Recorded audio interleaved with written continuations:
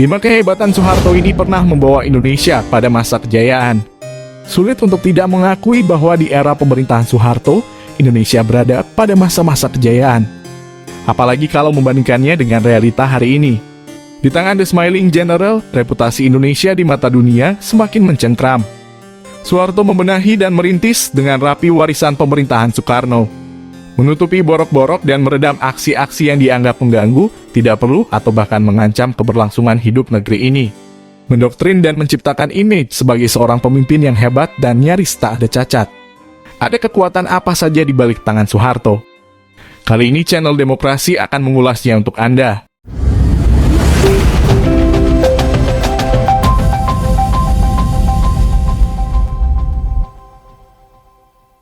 Yang pertama, Pak Soeharto memiliki insting yang kuat dan strategi jenius. Sebelum Soeharto membangun dan memimpin negeri ini, ia sudah mampu membangun dan menaklukkan dirinya sendiri. Banyak spekulasi beredar mengenai kemampuan sakti Soeharto, terutama karena insting dan strateginya yang jenius dan hampir tak terbantahkan.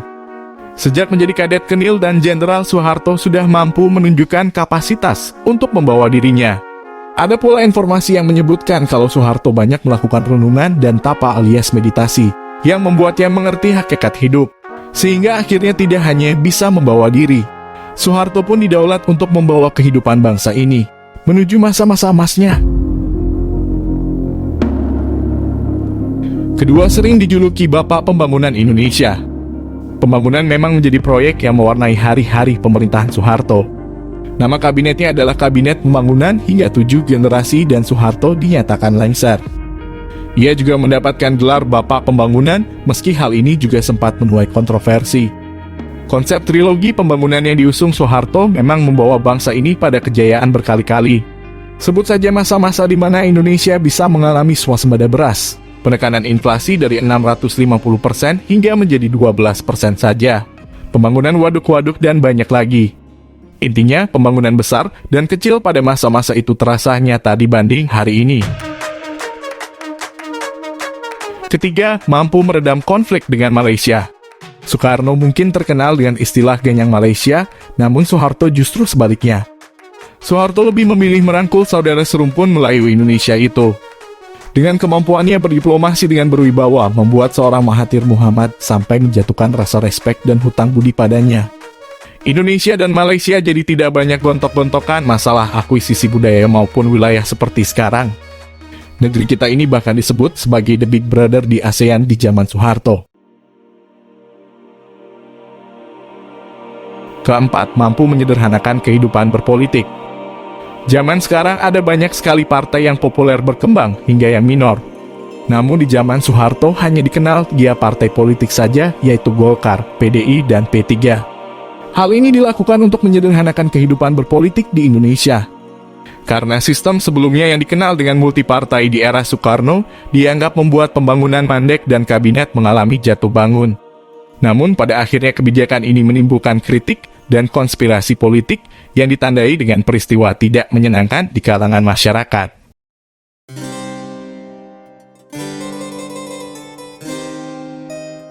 Kelima, Ibu Tien Soeharto. Wanita adalah salah satu kekuatan di muka bumi ini yang mampu menguatkan ataupun menggulingkan sebuah dinasti atau kekuasaan. Indonesia juga pernah punya, dan dia adalah Ibu Tien Soeharto.